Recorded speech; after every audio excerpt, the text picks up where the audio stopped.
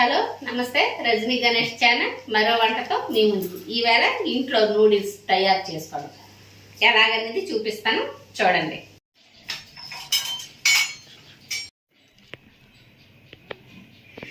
ఇంకా ఉడకలేదు, చిన్న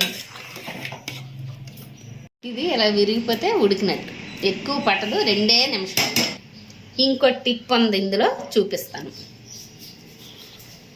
ఈలోపు ఒక 2 నిమిషాల నుంచి కళాయి పెట్టి మనకి పెప్పర్ గుండ, మిరియాల గుండ రెడీ చేసుకోవాలి. ఈలోపు వేగుతుంటుంది. ఎక్కువే వేసాను, ఎందుకంటే మనం గుండ తాళకపోతే మధ్యలో తయారు చేసుకోలేము. గుండ ఉండిపోయింది అనుకోండి, పక్కన పెట్టుకోవచ్చు. ఈ ఎసర్లో ఉప్పు వేసాను, ఆయిల్ కూడా 1 స్పూన్ ఆయిల్ వేసాను. వేడి నీళ్ళలో 2 నిమిషాలు దించేసామనుకోండి, పక్కన తలతల మరిగిన నీళ్ళలో నూడిల్స్ వేసి పక్కకు దించేయాలి. దించి 1 నిమిషం ఉంచిన తర్వాత చల్లటి నీళ్ళు పొయ్యాలి. ఇలా అయితే నూడిల్స్ ఈ పుల్లలు అనేవి సాఫ్ట్గా ఉంటాయి. 1-2 నిమిషాలు ఇలా ఉంచి వార్చుకోవాలి, నీరు లేకుండా వార్చుకోవాలి. ఇది ఉప్మా స్టైల్లో చేస్తున్నాం, ఎందుకంటే మేము పెద్దవాళ్ళం, తింటే అరగదు బయటది, అందుకని ఇంట్లో తయారు చేసుకునే ప్రాసెస్ అన్నమాట. అందుకు చూపిస్తున్నాను. ఆల్రెడీ ఒకసారి పెట్టాను, అప్పుడు బాగా చేయలేకపోయాను, అందుకు చూపిస్తున్నాను. ఈలోపు మనం ముందుగుండా ఉల్లిపాయలు, పచ్చిమిర్చి, మనం ఉప్మాకి ఏ తాలింపు వేసుకుంటామో అన్నీ వేసుకోవాలి.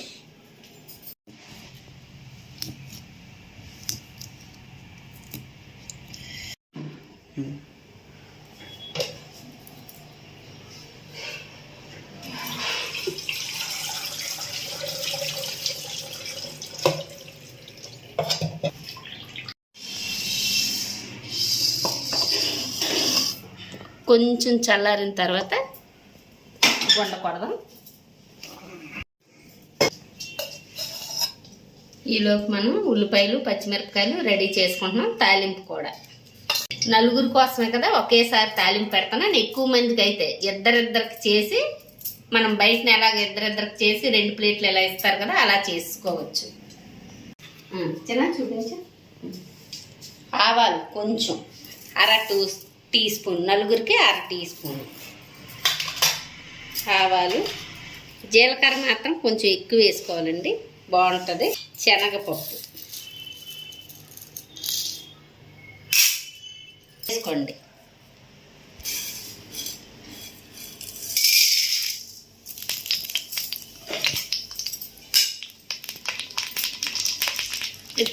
తాలింపు అవుతుంది కదండి. తర్వాత మీకు సౌండ్ వల్ల వినిపించదు, అందుకే ముందుగా చెప్తున్నాను. ఫస్ట్ ఉల్లి మాత్రమే వేయండి, పచ్చిమిర్చి వేయద్దు. ఉల్లి వేయండి, ఉల్లి సగం వేగిన తర్వాత పచ్చిమిర్చి వేయాలి.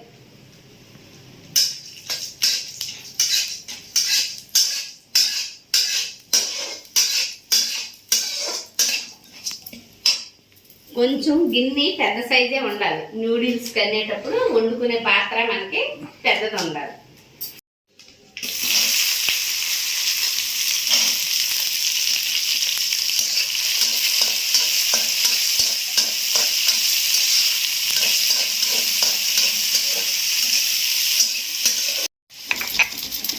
ఇలా అంటే మెత్తగా అవుతుంది.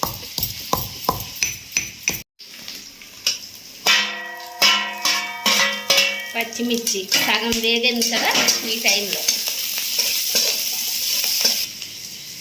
ఇవ్వండి. ఈ టైంలో ఒకేసారి పచ్చిమిర్చి వేగిన తర్వాత ఇది వేసేయటమే, ఇంకేం లేదు.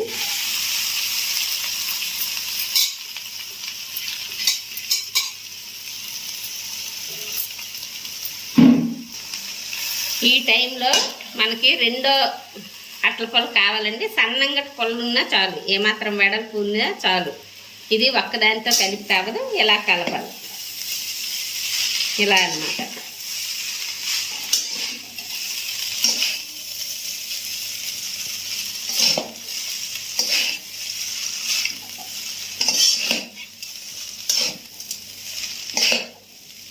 ఉప్పు మనకు సరిపడా ఉప్పు వేసుకోవాలి, సాల్టే వేసుకోవాలి. ముందుగా ఎసర్లో వేసాం కదా, కొంచెం చూసుకొని కావాలంటే మధ్యలో వేసుకోవచ్చు, తక్కువగా వేసుకోండి ముందు, తర్వాత అడ్జస్ట్ చేసుకోండి. మీకు కావాలి అంటే క్యాప్సికమ్, క్యారెట్ అన్నీ వేసుకోవచ్చు. మాకు అవన్నీ వేస్తే నప్పదు, అందుకని ఇలా చేస్తున్నాను. ఇంకొక విషయం, ఈ టైంలో మనం పచ్చి నూనె వేయాలి, అందుకే తాలింపులో కొంచెం తక్కువ వేసాను. ఇదిగోండి పచ్చి నూనె, కొంచెం అంటుకోకుండా బాగా కలిపిన తర్వాత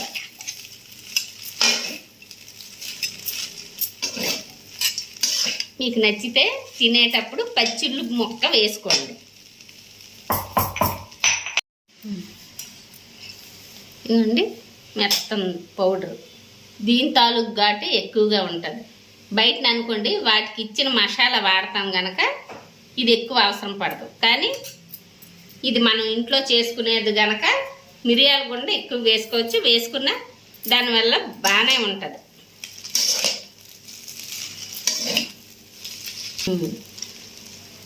బాగా కలుపుకోండి, గాబరా పడకండి. ఏ వంట చేసినప్పుడైనా గాబరా పడకండి, టైం ఉండేటప్పుడే శ్రద్ధగా చేసుకోవాలి.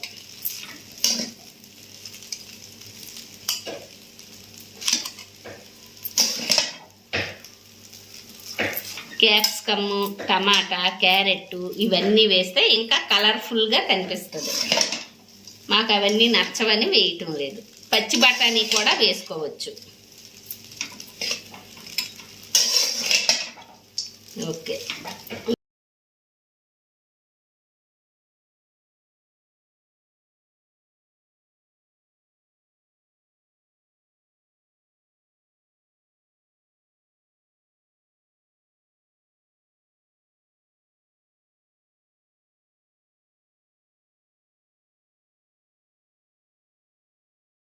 ఈ టైంలో కొంచెం ఉప్పు చూసుకోవాలి మనం. ఉప్పు చాలలేదు, అందుకని మరొకసారి వేస్తున్నాను. ఇది మేము సముద్రం ఉప్పు వాడతామండి, ప్యాకెట్ ఉప్పు కాదు. మీకు ఏ ఉప్పు ఉంటే అది వాడుకోవచ్చు. ఇది కాస్త ఎక్కువ పడుతుంది అనమాట. క్వాంటిటీ ఎంత వేసారు కదని ముందుగా వేసేసుకోకండి, మీ ఉప్పుని బట్టే మీరు వేసుకోండి. ఉప్పు వేసాం కదా, బాగా కలుపుకోవాలండి. నూనె కూడా చాలనట్టుగా ఉంది, కాస్త నూనె కూడా వేస్తాను. ఏది ఒకేసారి వేసుకోకూడదు, మరీ అవసరానికి మించి వాడడం మంచిది కాదు.